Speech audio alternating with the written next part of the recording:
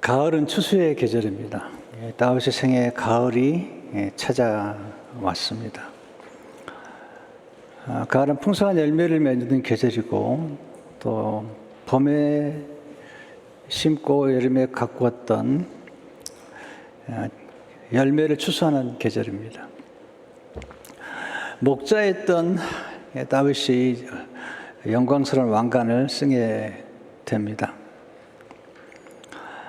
근데 여름에서 가을로 넘어가는 길목이 어렵습니다.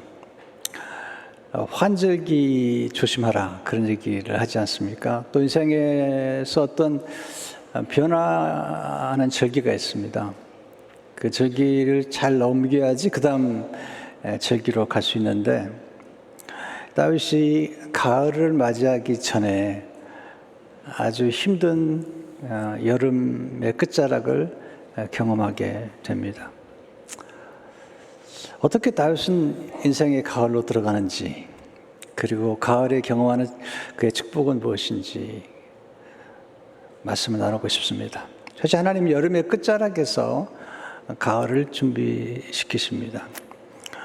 다윗의 가을은 사울왕이 죽으면서 시작이 되는데, 사울왕이 열왕기하 31장에서 죽는데 30장에서 다윗이 아주 혹독한 시간을 보내게 됩니다. 다윗이 이렇게 난민처럼 방황하는 중에 나중에는 다시 블레셋에게 가서 망명을 신청하죠. 그때 가드 왕이 받아줘요. 왜냐하면 분명히 다윗이 왕이 아닌 걸 확인하고 또 사울이 그를 죽이려고 하는 걸 확인한 다음에 다윗을 받아주면서 시글락이라고 하는 그런 마을을 이렇게 내어줍니다. 그런 중에 이제 이스라엘과 블레셋이 전쟁이 일어나니까 가드 왕이 이제 다윗과 함께했던 600명을 불러다가 같이 전쟁에 참여해달라. 그래서 이제 시글락에 있는 가족들을 두고 전쟁터에 나갔는데 가드 왕의 신하들이 반대를 하는 겁니다. 이스라엘과 싸우는데 원래 다윗은 이스라엘 사람 아닙니까? 만약에 전쟁하다가 우리를 돕는 게 아니라 우리를 공격하면 어떻게 되는 겁니까? 그래서 결국은 전쟁에 참여하지 못하고 시글락으로 사흘 만에 돌아옵니다. 돌아보니까 기가 막힌 일이 벌어진 겁니다. 시글락에 머물렀던 자기 처자들을 아말렉이 와서 공격해서 다 데려가고, 그리고 그들이 소유물까지도 다 빼앗아 간 것입니다. 사무엘상 30장 1절 2절을 보면 다윗과 그의 사람들이 사흘 만에 시글락에 이른 때 아말렉 사람들이 이미 네겝과 시글락을 침노했는데 그들이 시글락을 쳐서 불사르고 거기 있는 젊거나 늙은 여인들은 한 사람도 죽이지 아니하고 다 사로잡아 끌고 자기 길을 갔더라. 너무 충격적인 사건이죠. 사흘 동안 시글락을 비웠더니 아말렉이 와서 처자들과 그리고 그들의 소유물을 다 빼앗아 가버리는 것입니다. 너무 기가 막혀서 다윗과 그에 함께한 사람들이 통곡을 합니다. 사실 다윗을 찾아온 사람들은 빚진 자, 억울한 자, 원통한 자, 가난한 자들이었는데 그들이 다윗과 함께 지내면서 여러 전쟁에 참여하고 겨우 살아남고 있는 겁니다. 그런데 와서 보니까 처자들과 그리고 이제 소유물들을 다 아말렉에서 빼앗아 간 것입니다. 그래서 그 사람들이 함께 와서 울어요. 3절 4절을 보게 되면 다윗과 그의 사람들이 성읍에 이르러 본즉 성읍이 불탔고 자기들의 아내와 자녀들이 사로잡혔는지라. 다윗과 그와 함께한 백성이 울 기력이 없도록 소리를 높여 울었더라. 600명이 통곡을 하는 겁니다. 기가 막히죠. 문제는 뭐냐면 그 다윗과 함께 600명이 너무 기가 막히니까 이제는 다윗을 또 죽이려고 하는 겁니다. 다윗이 그들의 우두머리였는데 어려움을 당하니까 다윗을 찾아왔던 사람들이 다윗을 돌로 쳐 죽이려고 하는 것입니다. 6절에 보시면 백성들이 자녀들 때문에 마음이 슬퍼서 다윗을 돌로 치자 하니 다윗이 크게 다급하였으나. 여기서 다시 한번 다윗이 인간을 배웁니다. 자기가 지금 도와준 사람들인데 이젠 자기들도 죽이려고 그러는 거예요. 사람은 언제든지 돌아설 수 있습니다. 이게 인간에 대한 참 성경적 이해인데, 사람은 순식간에 악해질 수 있는 거예요. 사람은 순식간에 자기들을 도와준 사람을 돌로 칠 수도 있다는 거죠. 600명은 지금 다윗이 도와준 사람들인데 다윗의 도움을 받은 사람들이 오히려 다윗을 돌로 치려고 하는 거죠. 다윗이 그 위기의 순간에 참 놀라워요. 하나님을 의지합니다. 이게 다윗의 위대한 점이죠. 6절에 보면 다윗은 그의 하나님 여호와를 힘입고 용기를 얻었더라. 여기서 배우는 또 하나 교훈은, 사람은 변하지만 하나님은 변하지 않습니다. 다윗이 자기가 돌빠진 600명이 자기를 죽이려고 하는 순간에 하나님을 의지하고 또 하나님을 통해서 힘을 얻게 되는 것을 보게 됩니다. 하나님을 의지하는 사람도 잠시 흔들릴 수 있습니다. 하지만 하나님을 의지하는 사람은 거듭 용기를 얻게 됩니다. 다윗은 그런 면에서 탁월한 지도자고 그는 하나님을 신뢰했던 사람입니다. 그래서 하나님께 기도합니다. 아말렉을 쫓아가면 우리가 이길 수 있겠습니까? 다윗이 위대한 점이죠. 항상 중요한 일 있을 때마다 하나님께 기도하고 하나님보다 앞서지 않습니다. 30장 8절을 보게 되면 다윗이 여호와께 묻자와 이르되 내가 이 군대를 추격하면 따라잡겠나이까 하니 여호와께서 그에게 대답하시되 그를 쫓아가라. 내가 반드시 따라잡고 도로 찾으리라.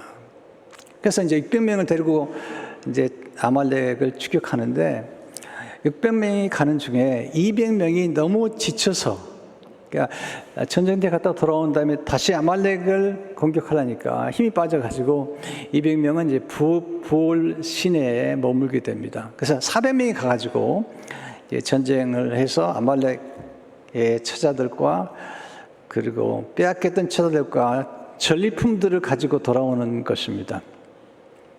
돌아오는 과정에서 400명 가운데 악한 자와 불량배들 가운데 몇 사람이 다윗에게 얘기하는 겁니다. 200명은 전투에 참여하지 않았으니까 처자만 돌려주고 전리품을 주지 말자, 이렇게 이야기하는 것입니다. 근데 다윗이 참 놀라운 반응을 보이죠. 그 말이 안 된다. 그들이 비록 지쳐서 전쟁터에 참여 못했지만 우리가 오늘 얻게 된 승리는 하나님께로 왔기 때문에 동등하게 전리품을 나눠야 된다.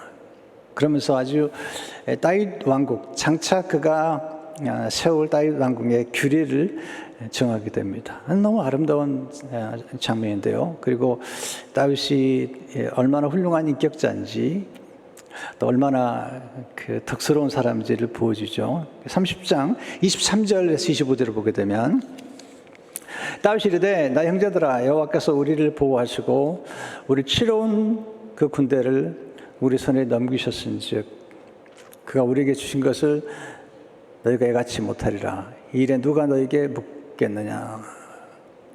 전장에 내려갔던 자의 분깃이나 소유물 곁에 머물렀던 자의 분깃이 동일하지니 같이 분배할 것이니라 하고 그날부터 다윗이 그것으로 이스라엘의 윤리와 규례를 삼았더니 오늘까지 이러니라. 이게 이제 정의롭고 공의로운 거죠. 자, 남편이 나가서 일해서 돈을 벌었다 할지라도 아내가 집을 지키고 가정을 지켰다면 하나님의 정의는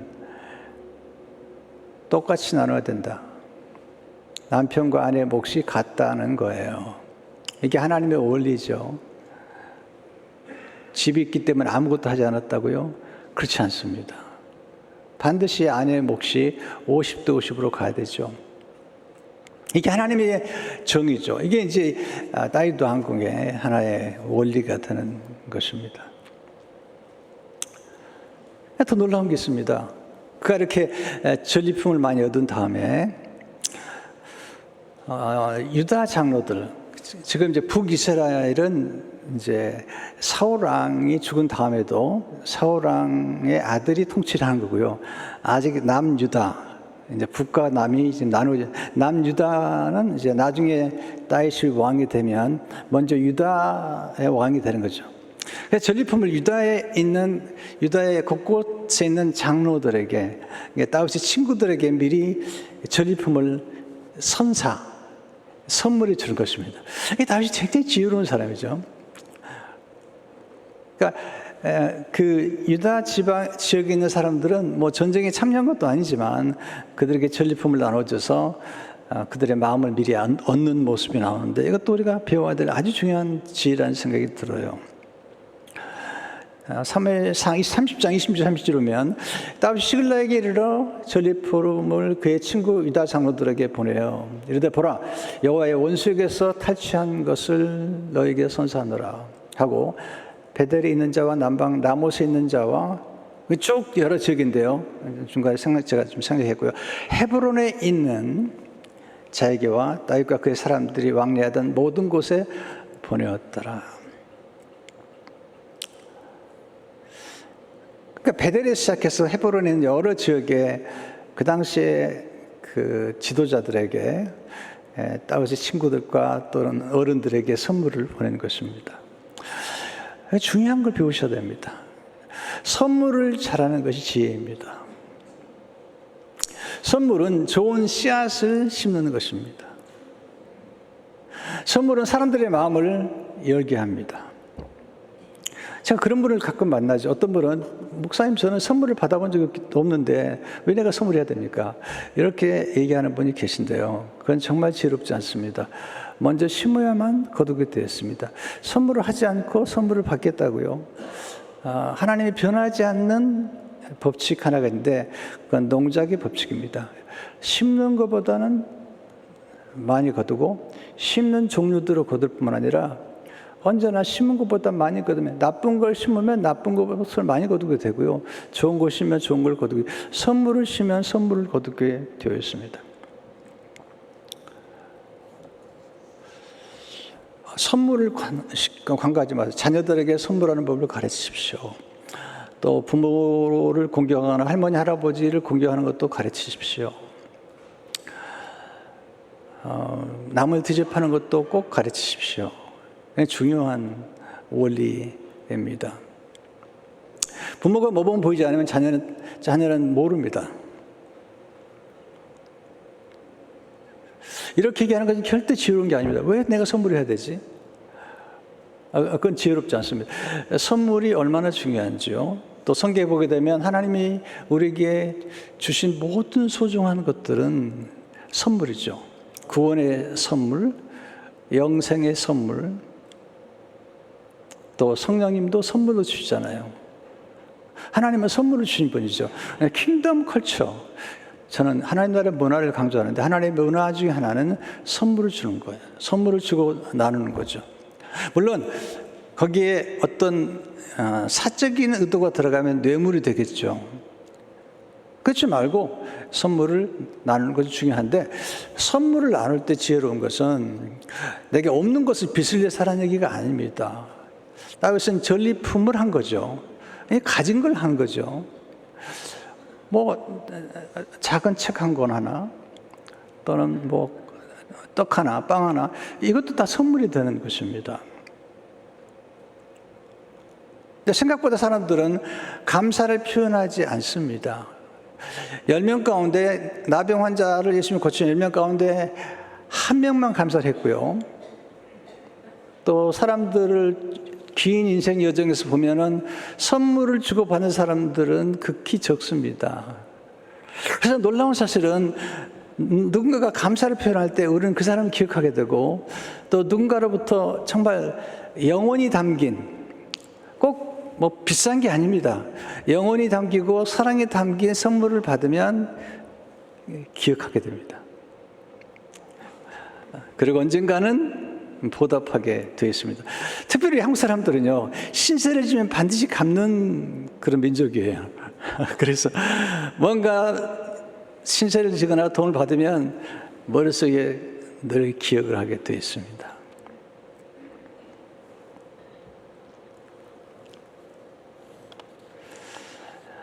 여름은 기다리는 계절이지만, 봄과 여름은 기다리는 계절이지만 심어야 돼. 그냥 기다리면 안 됩니다. 참 많은 질문을 받아요. 목사님, 그냥 기다리면 됩니까? 되지 않아요. 기다린다고 되지 않아요. 기다리며 기도해야 됩니다. 기도도 씨앗이거든요. 기다리며 좋은 씨앗을 심으십시오. 선행을 행하고 구제를 하고 선교하고 영혼을 구원하고 또 선물을 하고, 때로는 전혀 선물을 받아보지 없는 사람들에게 선물을 하면요, 그건 진짜로 좋은 것 같아요. 선물을 전혀 받아볼 수 없는 사람에게 선물해 보세요. 그 사람에게 하는 선물은 하나님께 구워주는 겁니다.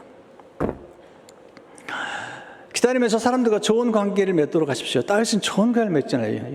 유다 친구들에게.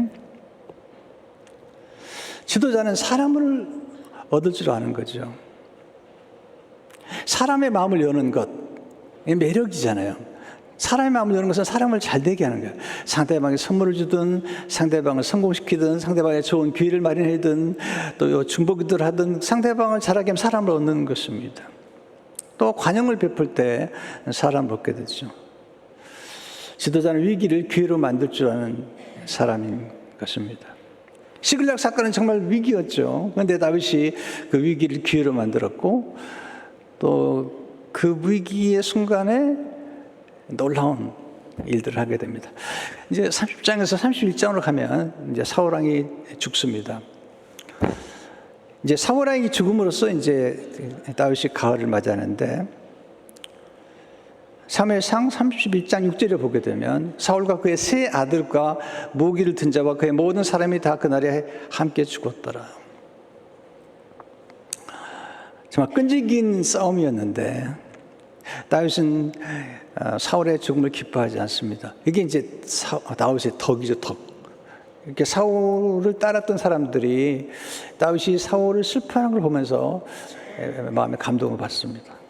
뿐만 아니라 슬픈 노래를 지어서 사울과 요나단을 노래하고 그들의 공적, 비록 그를 괴롭힌 사울 왕이었지만 그의 공적을 인정합니다. 이게 훌륭한 겁니다. 모든 사람이 완전히 나쁘지도 않고 완전히 좋지도 않습니다. 제가 보니까. 그러나 조금 부족하더라도 그 사람의 장점과 그 사람의 잘한 점을 인정해 주는 것, 이게 하나님의 원리입니다. 이게 킹덤의 원리입니다. 킹덤이 뭐냐면 무조건 잘못했다고 하지 않아요. 잘못한 것도 있지만 잘한 건 반드시 칭찬하고 거기에 대해서는 하나님 인정을 하십니다. 그래서 열왕기 하나 역대서를 보게 되면 왕들이 잘한 것과 잘못한 것 얘기할 때 잘못한 것도 얘기하지만 잘한 것도 반드시 하나님이 기록하고, 심판을 내리려다가 겸손한 태도만 보여도 하나님이 심판을 멈추시고 그의 겸손한 모습을 보고 심판을 멈췄다, 그렇게 기록하고 있는 겁니다. 그게 역사의 기록인 것입니다. 그러면서 이스라엘 백성들 전체에게 사울 왕이 너에게 무엇을 해줬는지 기억하라. 비록 다윗 자기는 괴롭혔지만 사울 왕이 얼마나 훌륭했고, 왜냐하면 사울도 전쟁을 잘했거든요. 전쟁 잘했습니다. 요나단도 전쟁을 잘했잖아요. 그래서 이렇게 애도하는데 참 가슴이 뭉클해져. 사무엘 하 1장 23절 25절을 보게 되면 사울과 요나단이 생전에 사랑스럽고 아름다운 자이라니. 요나단은 자기 친구잖아요. 죽을 때도 서로 떠나지 아니하였도다. 그들은 독수리보다 빠르고, 그러니까 요나단과 사울도 전쟁을 잘했죠. 사자보다 강하였도다. 이스라엘 딸들아, 사울을 슬퍼하여 울자다. 그가 붉은 옷으로 너에게 화려하게 폈고 금 놀이개를 너희 옷에 채웠도다. 오라, 두 용사가 전쟁 중에 엎드렸도다. 요나단이 내 산 위에서 죽임을 당하였도다. 원수까지 품고 원수가 얼마나 훌륭한 것에 대해서도 인정할 수 있는 그런 그릇이 큰 사람이죠. 다윗은 정말 큰 인물이고, 지금도 유대인들은 다윗하면 늘 사모하는 왕 중에 하나인 것입니다. 그렇지 않다면 가을의 계절에 풍성한 열매를 맺게 하십니다. 기억하셨겠습니다. 여러분, 심지 않고 뭔가를 거두려고 하는 것은 바람직하지 않습니다.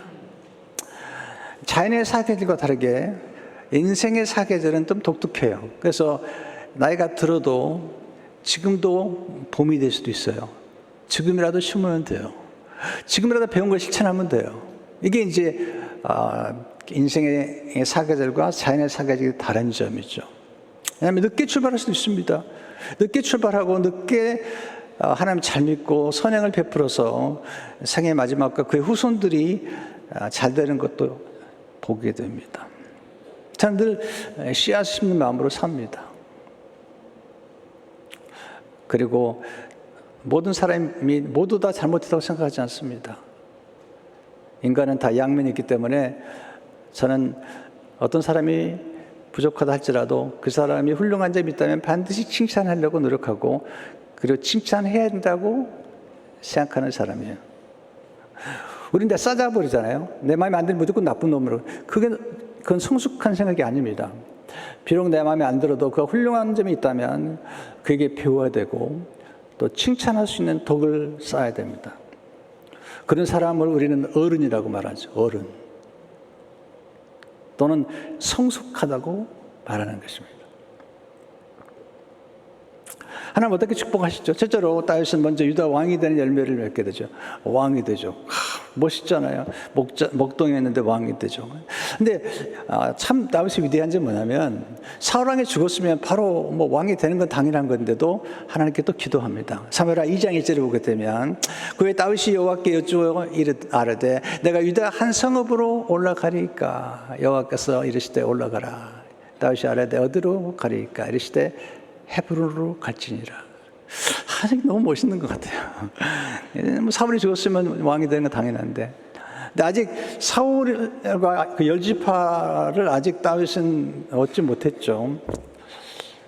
그래서 이제 사울 왕이 죽으면서 그의 아들이 마하나임이라는 곳에서 이제 도성을 삼고 7년 반을 이렇게 다스리는데, 다윗은 이제 유다 왕이 먼저 되는데 하나님께서 헤브론으로 가라.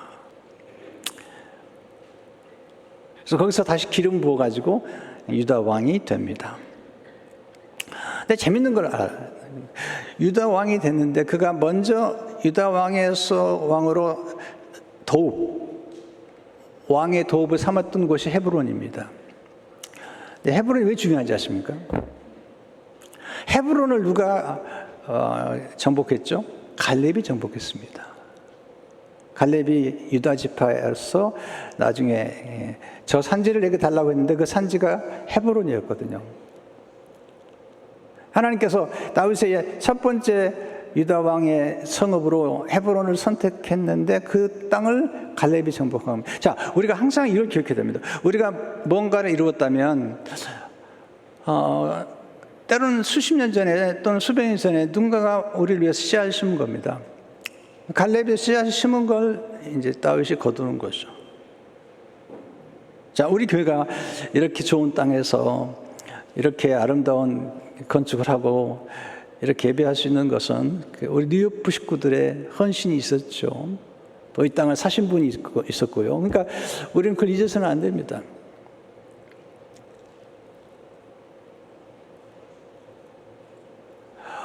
그걸 기억하는 게 성숙한 겁니다. 헤브론이 장대기 또 하나 놀라운 게 있습니다.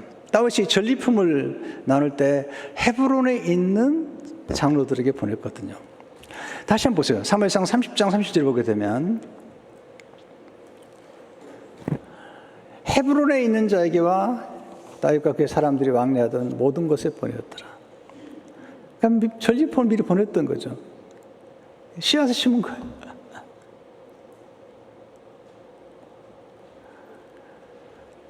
선물하세요. 씨앗을 심으세요. 먼저 나눠주세요.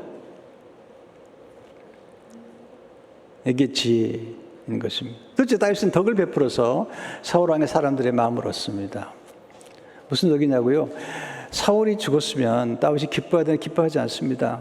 그런데 소식을 들어보니까 사울 왕 자기의 정적이죠. 사울 왕의 시신을 수습해가지고 장례해 준 사람들의 소식이 들려오는 거예요. 굉장히 위험한 거죠. 어떻게 보면. 왜냐하면 사울 왕이 다윗의 정적이었기 때문에 이제 다윗이 이제 힘을 얻은 거잖아요. 그러면 사울 왕의 시신을 수습한 사람들을 다윗이 가서 죽일 수도 있는 거예요. 근데 그렇게 하지 않습니다. 덕을 세우죠. 사무엘하 2장 4절을 보게 되면 어떤 사람이 다윗에게 말하려되 사울을 장사하는 사람은 길앗 야베스 사람들이다 하며 다윗이 길앗 야베스 사람들에게 전령들을 보내 그들에게 이르되 너희가 너희 주 사울에게 이처럼 은혜를 베풀어 그를 장사했으니 여호와께 복을 받을지어다.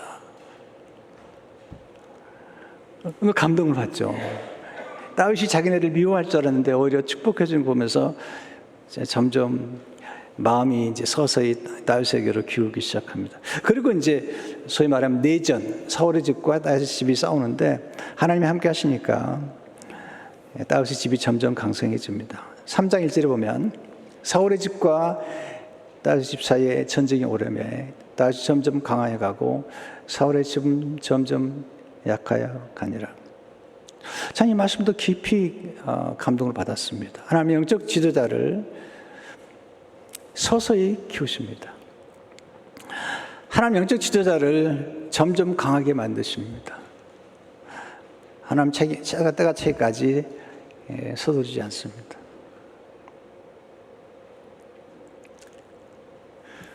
저는 되게 부족한 사람인데요.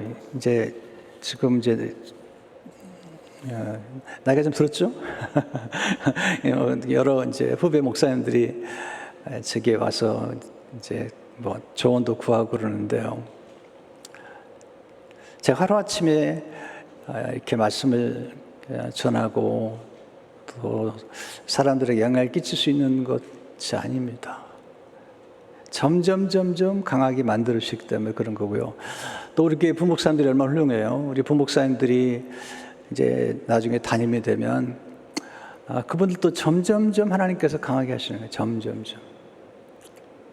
그러니까 젊은 목회자가 섰을 때 나이 든 꽤 온숙한 목회자를 모습을 기대하면 안 되죠. 저도 보면요, 32살에 교회를 개척했지만 그때는 뭐 제가 어리다고 생각하지 않았지만 그때를 생각해 보면 참 젊었거든요. 근데 젊었는데 미숙한 점도 많았고, 근데 하나님이 점점 고난을 통해서 또는 성공을 통해서 또는 축복을 통해서 점점 힘을 주시는 것을 보게 됩니다. 세 번째, 오랜 기다림 중에 다윗은 통일 왕국의 왕이 됩니다. 유다 왕이 된 지 7년 6개월 만에 이제 다윗이 그 왕이 되는데 사울 왕의 아들 이스보셋이 죽임을 당하고 이제 이스라엘의 모든 지파가 와서 왕이 되어달라고 간청하는 겁니다. 다시 멋있는 거예요. 기다리는 겁니다. 사실 다윗이 힘 정도면 그냥 무력으로 북이스라엘을 칠 수도 있는데 그들이 찾아오기까지 기다립니다. 사무엘하 5장 1절에 3절을 보게 되면 이스라엘 모든 지파가 헤브론에 이르러 다윗에게 나와 이르되 보소서 우리 왕이 한 골육이니이다. 전에 곧 사울이 우리의 왕이 됐을 때에도 이스라엘 거느려 출입하게 하신 분은 왕이시었고 여호와께서도 왕에게 말씀하시길 내가 내 백성 이스라엘의 목자가 되며 내가 이스라엘 주권자가 되리라 하셨나이다 하니라. 이스라엘 모든 장로가 헤브론으로 왕에게 나오며 다윗 왕이 헤브론에서 여호와 앞에 그들과 언약을 맺으며 그들이 다윗에게 기름을 부어 이스라엘 왕으로 삼으니라. 오래 기다렸죠? 7년 반 동안 기다리고 하나님보다 앞서지 않고 사람들이 찾아올 때까지 덕을 쌓고 기다리는 것입니다. 너무 멋있지 않습니까?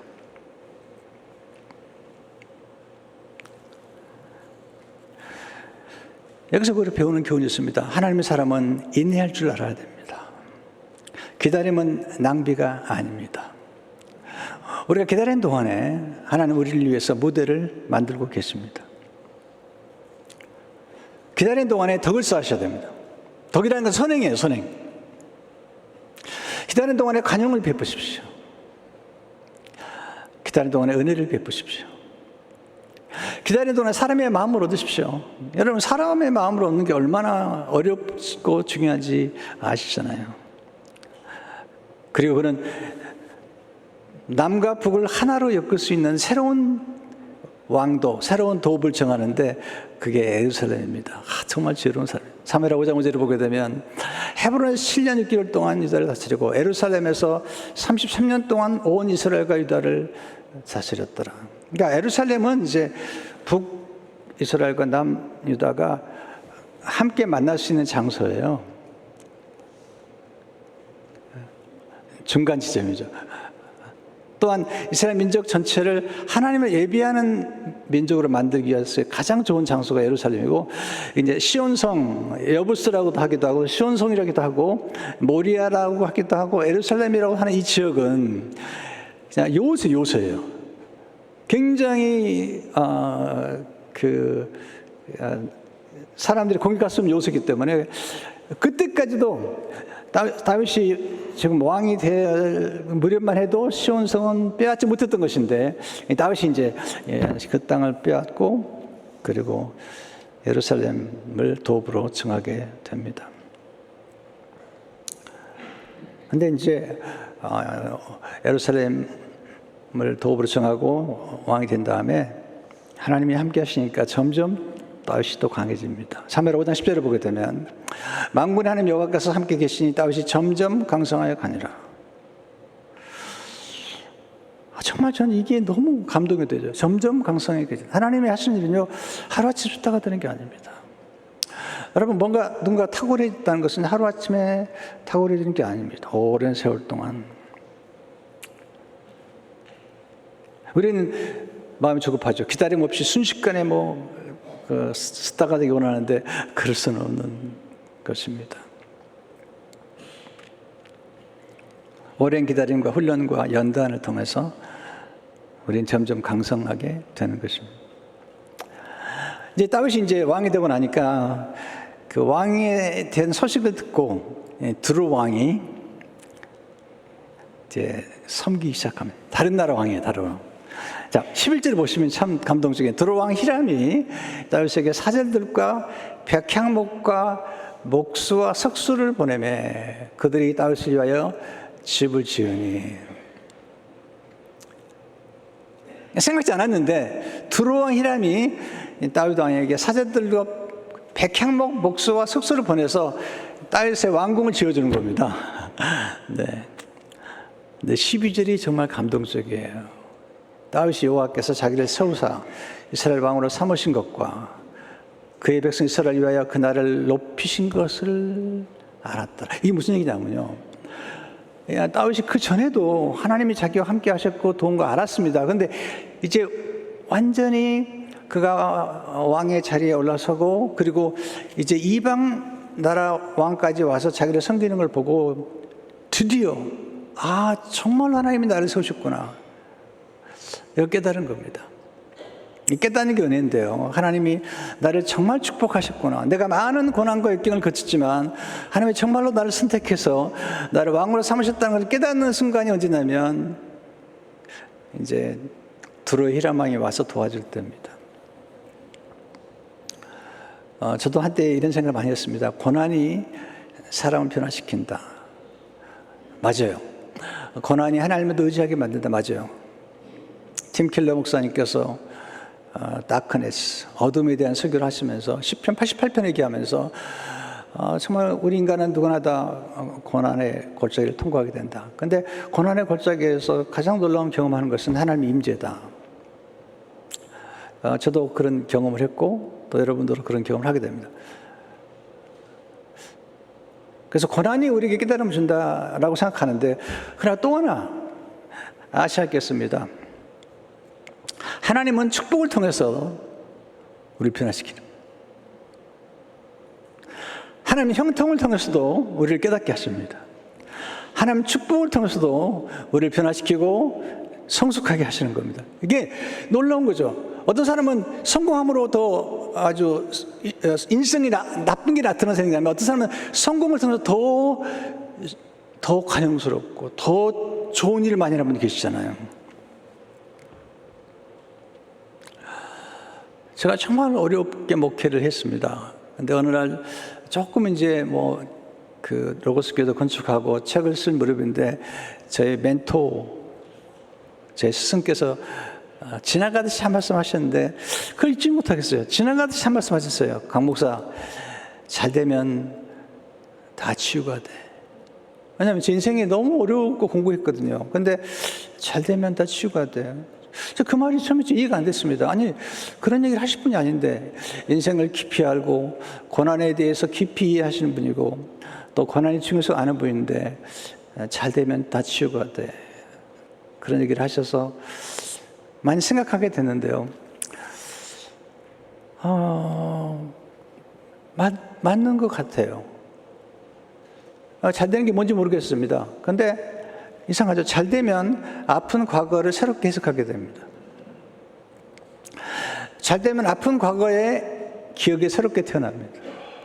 잘 되면 과거의 상처를 진주로 여기게 됩니다. 하나님은 우리를 고난을 통해서 아름답게 빚으시지만 또한 하나님은 축복을 통해 우리를 아름답게 빚으시는 거예요. 그래서 요셉이 보면 고난도 많지만 형통을 통해서 글을 더 만들어 가시고 에스더, 느헤미야 수많은 사람들을 그렇게 하시잖아요. 아브라함도 어려움을 겪지도 하죠. 거짓말도 하기도 하는데 하나님께서 그를 축복하심으로 그를 더 만들어 가신 걸 보게 됩니다. 성도 여러분, 여러분의 고난과 아픔과 실패도 힘드실 겁니다. 그러나 또 하나 제가 기도가 있다면 여러분 잘 되시길 축원합니다. 잘 돼서 모든 것이 회복되시기를 축원합니다.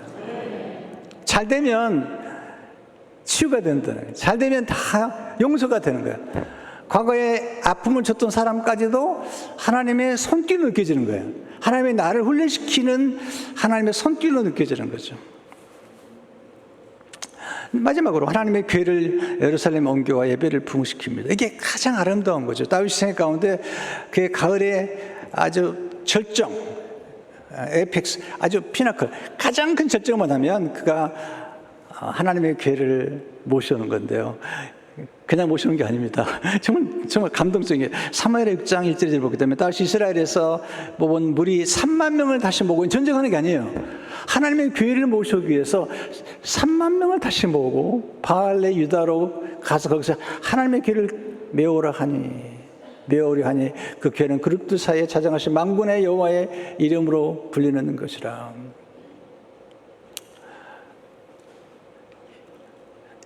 (3만 명을 동원한 거예요.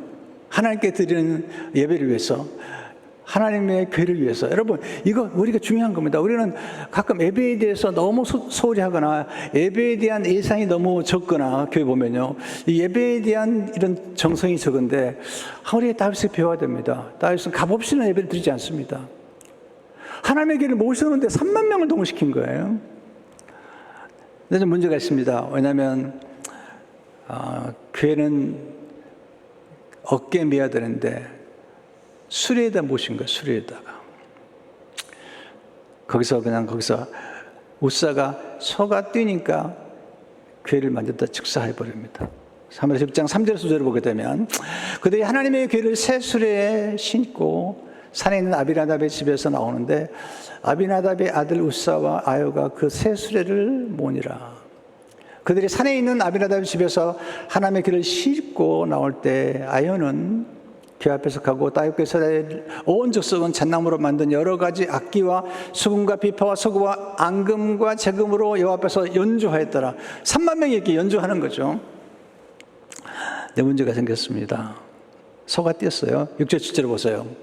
그들이 나곤의 타작마당에 이르러서는 소들이 뛰었으므로 우사가 손을 들어 하나님의 길을 붙들었더니 여호와 하나님이 우사가 잘못함으로 말미암아 진노하사 그를 그곳에서 치시니 그가 거기 하나님의 기회 곁에서 죽으니라. 다윗이 너무 충격을 받았습니다. 하나님의 길을 모셔가는 것을 포기합니다. 9절 10절을 보세요. 다윗이 그날 여호와를 두려워하여 이르되 여호와의 궤가 어찌 내게로 오려 하고 다윗이 여호와의 궤를 옮겨 달성 자기에게로 메어 가기를 즐겨하지 않냐고 가드 사람 오베데돔의 집으로 메어 가니라. 3개월 동안 다윗이 이제 생각해 보는 겁니다. 근데 소문이 들렸습니다. 하나님께서 하나님의 궤를 모시고 있는 오베데돔의 집에 보우셨다는 거예요. 그 깨닫습니다. 여호와의 교회는 수레에 모시면 안 되고 어깨에 매게 돼 있는데, 내가 열심히 있었지만 지식이 잘못된 거구나. 그래서 역대하 15장 13절 15절 보면, 전에는 내가 매지 아니하였으므로 우리 하나님 여호와께서 우리를 지셨으니 우리가 귀리도록 그에게 구하지 아니하였음이라니. 세상의 사람들이 모세가 여호와의 말씀을 따라 명령한 대로 내 자신 하나님의 길을 깨어 어깨에 매니라. 이게 다시 훌륭한 점이죠. 본인이 실수했으면 성찰해보고 잘못된 것을 고치는 거죠. 그래서 이제는 여호와의 길을 메고 춤을 추면서 올라오는 것입니다. 여기서 배우는 중요한 교훈이 있습니다. 지식을 겸비하지 못한 열심은 파멸을 가져올 수 있습니다. 열심히 지식을 겸비할 때 놀라운 능력이 됩니다. 그러면서 이제 하나님의 길을 모시고 올라가는 게 이제 다윗의 가을의 절정이죠. 하나님께 영광을 돌릴 때 인생의 가을은 가장 빛나는 계절이 되는 겁니다. 자, 우리 인생이 어렵기도 하지만 항상 어려운 것도 아니고요. 어떨 때 성공도 있고 또 잘 될 때도 있잖아요. 그때 하나님 예배해야 된다고. 다윗이 그러잖아요. 근데 놀라운 것은 다윗이 하나님 예배할 때는 왕의 옷을 벗습니다. 그리고 예배자의 옷을 입습니다. 이게 하나님이 다윗을 사랑한 겁니다. 왕복 입고 폼지는 게 아니라 하나님 앞에서는 어린아이처럼 예배자로서 춤추며 예배하거든요. 사무엘하 6장 14절을 보게 되면 다윗이 여호와 앞에서 힘을 다하여 춤을 추는데 그때 다윗이 비에 에봇을 입었더라. 춤을 춘 거죠. 다음 주에 말씀드리겠는데 미갈이 그걸 보고요 비웃습니다. 춤추며 예배하는 다윗을 비웃습니다. 다음 주에 나오실 거죠? 미갈 얘기를 다음 주에 해드리겠습니다. 다윗은 그가 왕이 되었지만 그는 하나님 앞에서는 여전히 예배자로 살았던 겁니다. 배옷을 입고 춤추며 예배했던 것입니다. 우리도 춤 좀 춥시다. 왜 데몬 헌터스만 춤을 춥니까? 왜 아파트만 춤을 춥니까? 우리도 춤을 춥시다. 네.